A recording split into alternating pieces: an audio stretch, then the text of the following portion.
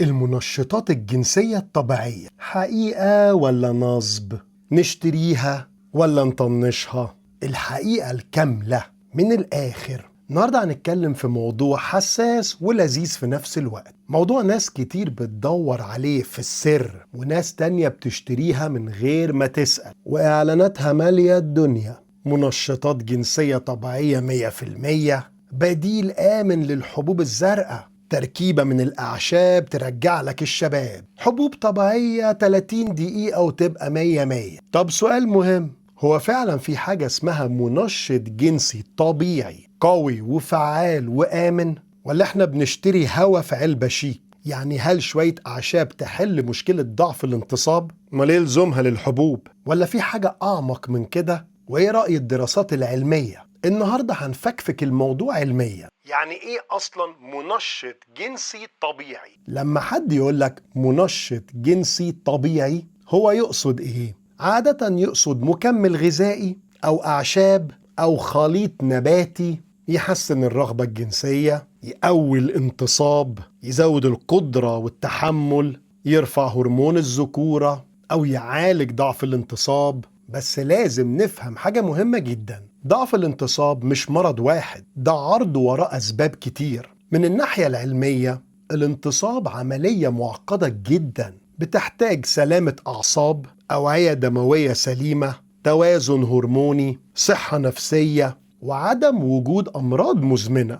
الانتصاب يحصل لما المخ يرسل إشارات عصبية، يوم يحصل إفراز مواد موسعة للأوعية الدموية، وده يزود تدفق الدم داخل العضو ويحصل احتقان، وبالتالي يحصل انتصاب. يبقى السؤال، هل شوية أعشاب أو كبسولة ممكن يصلح كل ده؟ هل في دراسات علمية تثبت إن الأعشاب دي فعلا فعالة؟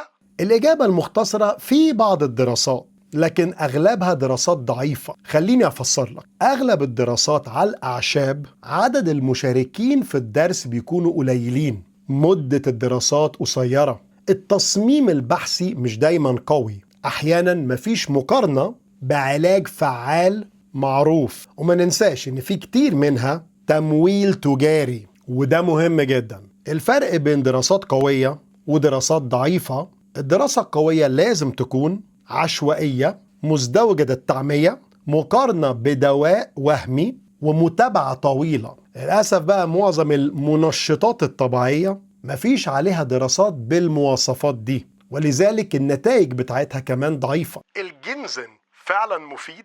الجنزن من أكتر الأعشاب المشهورة. في بعض الدراسات الصغيرة لقينا تحسن بسيط في درجات تقييم الانتصاب، لكن بصراحة التحسن كان بسيط ومش عند كل المرضى، وغالبا كان محتاج جرعات عالية. المشكلة فيه إن مفيش توحيد للجرعة، كمان مفيش توحيد للنوع المستخلص، والجودة بتختلف جدا من منتج للتاني. يعني ممكن منتج يبقى فيه تركيز فعالي قليل جدا. كمان بقى الجنزن ممكن يعمل صداع، اضطراب في النوم، تأثير على ضغط الدم، تدخلات دوائية. يبقى هنا السؤال، هل ده سحر؟ لا طبعا. طب مادة المكا واليوهمبي بيقولوا فعالة قوي.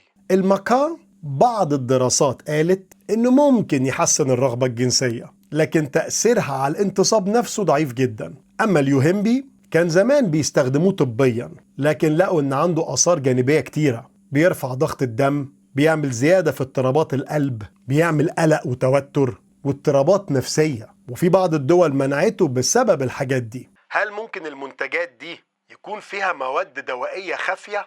هنا بقى الجزء الخطير. بعض المعامل عملوا تحاليل كبيرة على منتجات الأعشاب اللي موجودة في السوق، واتضح إن نسبة كبيرة بتحتوي على مواد دوائية مخفية شبيهة للأدوية اللي معروفة لعلاج ضعف الانتصاب. طب وده خطر جدا ليه؟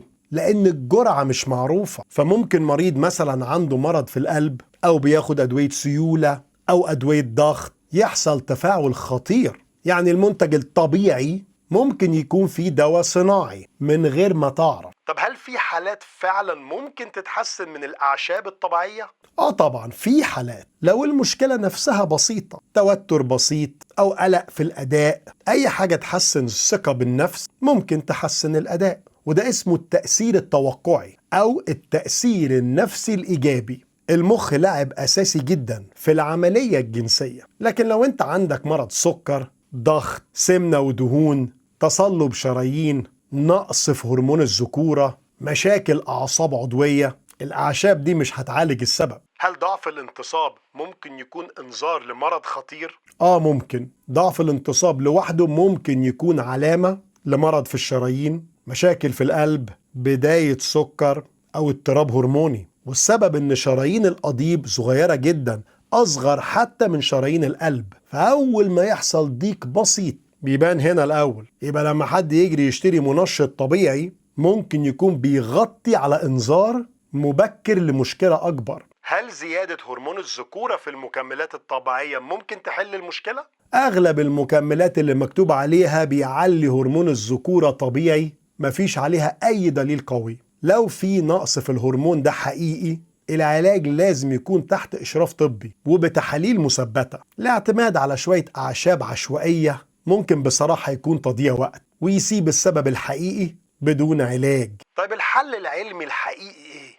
الحل دايما يبدأ بالتقييم، تاريخ مرضي كامل، تحليل سكر، تحليل دهون، قياس ضغط، تحليل هرمونات، تقييم نفسي عند اللزوم. والعلاج يبقى حسب السبب، تحسين نمط الحياة، إنقاذ الوزن، ضبط السكر، علاج نقص الهرمون، أدوية مثبتة علميا، وعلاج نفسي عند الحاجة. الأساس هو علاج السبب، مش مجرد علاج الأعراض ونغطي على السبب. آخر سؤال يا دكتور، هل المنتجات الطبيعية دي كلها نصب؟ لا، لكن أغلبها مبالغ قوي فيه، الأدلة ضعيفة جدا، الجودة غير مضمونة، وممكن تكون خطيرة لو فيها مواد مخفية. القاعدة الذهبية: أي منتج يوعدك بنتيجة سريعة ومضمونة 100% غالبا بيبيع لك حلم مش حقيقة. الخلاصة يا جماعة، المنشطات الجنسية الطبيعية مش سحر، وعمره ما كان حل شامل، وعلى فكرة مش دايما آمنة. وأعيد إن ضعف الانتصاب مش عيب ومش نهاية الرجولة، ومش حاجة تتحل بكبسولة من غير تشخيص. ولو استفدت من الفيديو ما تنساش تعمل له لايك، شير، عشان غيرك يستفاد. هو ده المنشطات الجنسية الطبيعية، حقيقة ولا نصب؟ من الآخر.